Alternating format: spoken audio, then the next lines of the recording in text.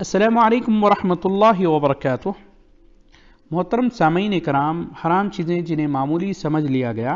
اس کتاب کا 25واں درس، جس کا عنوان ہے بغیر محرم عورت کا سفر کرنا۔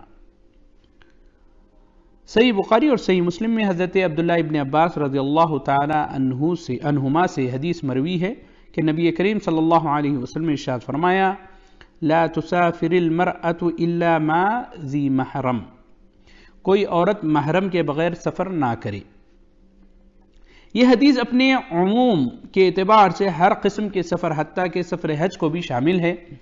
عورت کا محرم کے بغیر تنہا سفر کرنا فاسقوں فاجروں کو اس کے متعلق غلط سوچ میں مبتلا کر سکتا ہے، نتیجتاً وہ اس کی عزت کے در پہ ہو سکتے ہیں، اور عورت اپنی فطری کمزوری کے سبب مردوں کے دھوکے میں آ کر مکمل طور پر اپنی عزت سے ہاتھ دھو سکتی ہے، یا کم از کم اس کی شرافت اور پاک دامنی پر داغ آ سکتا ہے۔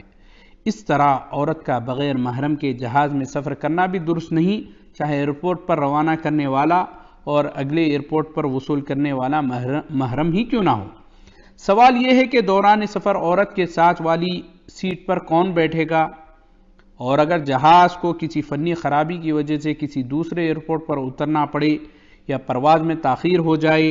اور جہاز مقررہ وقت پر پرواز نہ کرے، تب عورت کا پرسان حال کون ہوگا؟ جبکہ اس قسم کے واقعات اکثر رونما ہوتے رہتے ہیں، اور صرف وہ شخص عورت کا محرم بن سکتا ہے جس میں 4 شرطیں پائی جائیں: مسلمان ہو، بالغ ہو، عاقل ہو، مرد ہو۔ جیسا کہ نبی کریم صلی اللہ علیہ وسلم نے ارشاد فرمایا، صحیح مسلم کی روایت ہے: ابوہا و ابنہا و زوجہا و اخوہا او ذو محرم منہا، عورت کا محرم اس کا باپ، بیٹا یا شوہر یا بھائی، اور ہر وہ شخص بن سکتا ہے جس کا اس عورت کے ساتھ نکاح ہمیشہ کے لیے حرام ہے۔ والسلام علیکم ورحمۃ اللہ وبرکاتہ۔